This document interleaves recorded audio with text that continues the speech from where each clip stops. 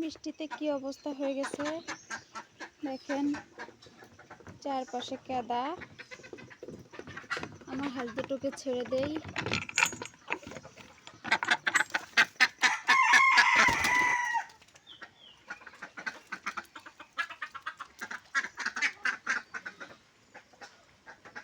দেখি ডিম পেড়েছে কিনা। হ্যাঁ, পেড়েছে। এই যে দুটো ডিম পেড়েছে।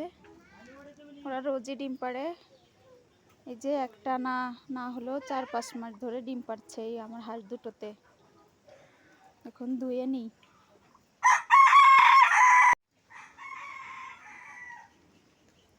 এই যে ধুয়ে নিয়েছি। ডিম দুটো এবার ফ্রিজে রেখে দেব। দেখি ছাগলের ঘরের কি অবস্থা। ওই যে ও আছে শুকনো জায়গা, ওর ঘরটা পরিষ্কার করব এখন। রেখে দিলাম ফ্রিজে।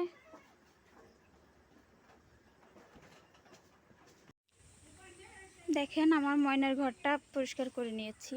ওকে আমি ভালোবেসে ময়নাও ডাকি। দেখেন এই বৃষ্টির দিনে একটা ঝামেলা, ও যদিও শুকনো জায়গায় থাকে, কষ্টটা শুধু আমার। এখানে পরিষ্কার করো, কেদার ভিতর বারবার খাবার দাও। এই যে এতগুলো ময়লা হয়েছে, এখন ফেলাবো কেদা পাড়ায়ে। দুনিয়ার কেদা হয়েছে উঠানে। ওই যে শুধু কেদা আর কেদা, উঠোন ভরা। দেখেন বৃষ্টিতে কি একটা ঝামেলা। বাবুর খেতা কাপড় চুলার পর দিয়ে রেখেছি আঙ্কুরো দিয়ে।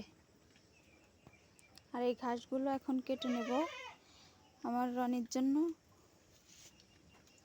তো কষ্ট ভালো লাগে না, তবুও মাল জিনিস পালতে হলে কত কষ্টই করা লাগে তাদের জন্য।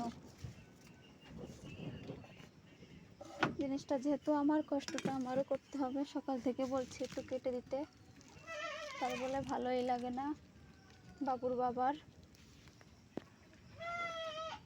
এদিকে ছেলে মেয়ে সামলাও, এদিকে হাঁস মুরগি সামলাও, এদিকে ছাগল সামলাও, সংসার সামলাও। মহিলাদের জীবনটাই এরকম।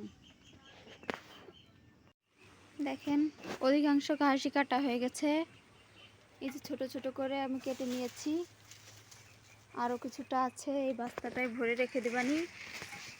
ঘাস তাজা থাকবে না, আর ছাগলেও খেতে পারবে না অনেক দিন ধরে।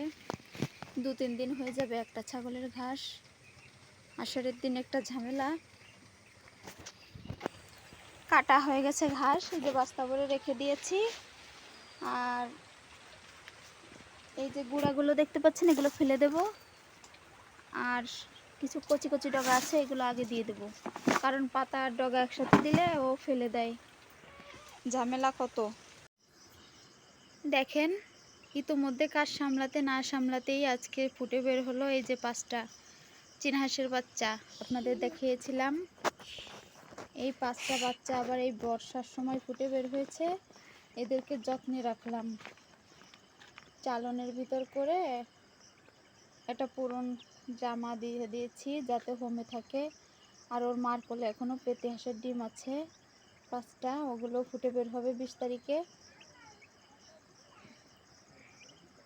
কাজের অভাব নেই, ছেলে মেয়েদের থেকে ওদের পেছনে সময় দিতে হয় বেশি।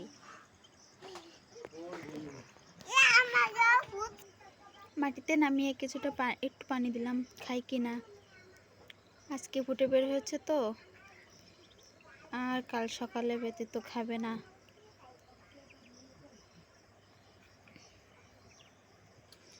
ছেলে মেয়ের থেকে ওদেরকে যত্ন করা লাগবে বেশি।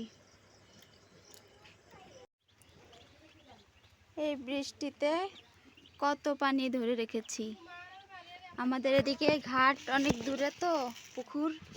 বৃষ্টিতে পানি ধরে রাখি, এই দিয়ে ডাল ফুটাই, ডালি চালি রান্না করি। এই যে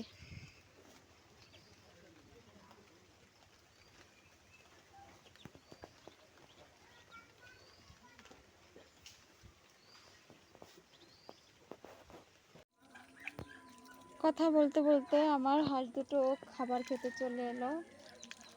এই যে আপনাদের কাছে একটাই রিকোয়েস্ট, যে যেখান থেকে আমার ভিডিওটা দেখছেন প্রথমে একটা লাইক দিয়ে ভিডিওটা সম্পূর্ণ দেখে কন্টিনিউ করে দেবেন। আপনার একটা লাইক আমার কাছে অতি মূল্যবান। আমার পাশে থাকবেন, আমিও আপনাদের পাশে আছি, সবসময় থাকবো ইনশাল্লাহ। আল্লাহ হাফেজ। বর্ষার দিনে বিদায় নিলাম ভিডিও থেকে।